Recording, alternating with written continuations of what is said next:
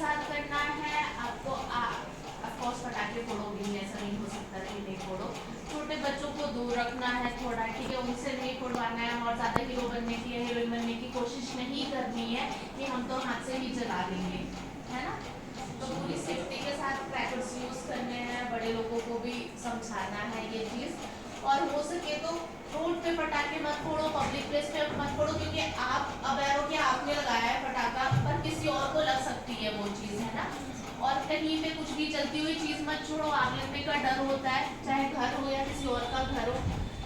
Rocket वगैरह जला रहे हो तो वो भी ध्यान से जलाओ, है ना, किसी और के घर में जा सकता है, किसी और को लग सकता है। तो प्लीज़ ये सब चीज़ें ध्यान रखना, इन सब चीज़ों से बहुत कैजुअलिटी बढ़ती है, और शायद आपकी एक छोटी सी गलती से किसी के लाइफ टाइम लॉस भी हो सकता है ना। तो ये सब चीज़ें समझानी है।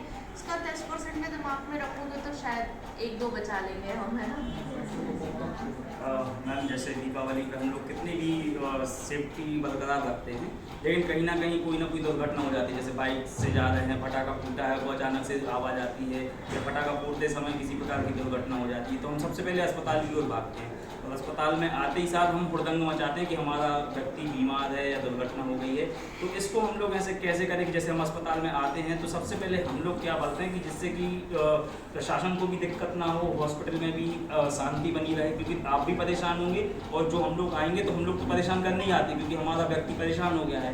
तो हम लोग ये कई बार देखते हैं कि डिस्टर्बेंस बहुत ज़्यादा हो जाता है। तो इसको किस तरीके से हम लोग करें, या किस तरीके से आप इसको आसान करेंगे? कोई भी कैजुअलिटी होती है आपके घर में, आपके आसपास आप किसी को लेकर आ रहे हो या कुछ भी है, तो सबसे पहले तो देखो जिसके साथ हुआ है वो तो है ही परेशान, प्लस अगर आप उसके बहुत क्लोज रिलेटिव हो या बहुत क्लोज हो, आप ही लेकर आपका ही कोई है, तो आप भी परेशान होगे। मैं नहीं बोल रही कि आप एकदम वो करोगे, पर सबसे इम्पोर्टेंट है उसके लिए पहले खुद तो शांत रहो, उस चीज़ को पेशेंस रखो।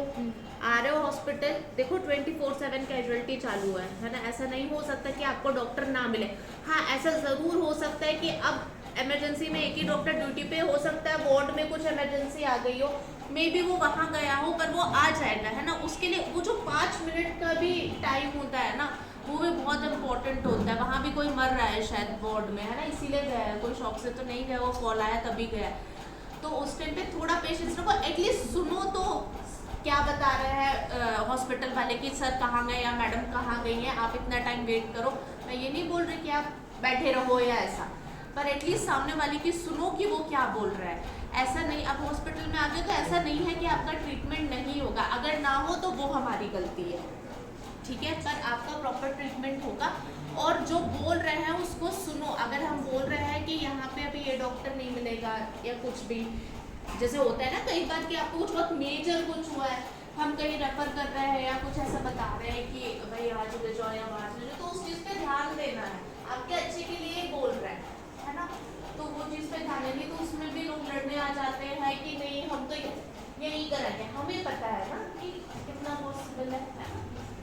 तो वो सब मतलब बस पेशेंस रखना है और सुनो, ध्यान दो। बिल्कुल आपको हक है, आप पूछोगे क्यों या क्या क्यों कर रहे हो आप या क्या, या आप बिल्कुल पूछो, आपको पूरा हक बनता है, पर पेशेंस के साथ। बदतमीजी नहीं करनी है, कोई भी स्टाफ से बदतमीजी नहीं करनी है ना। 5-10 मिनट की चीज़ें लेट हो सकती हैं, तो उसके लिए थोड़ा पेशेंस रखना है। मैम एक बार आप अपना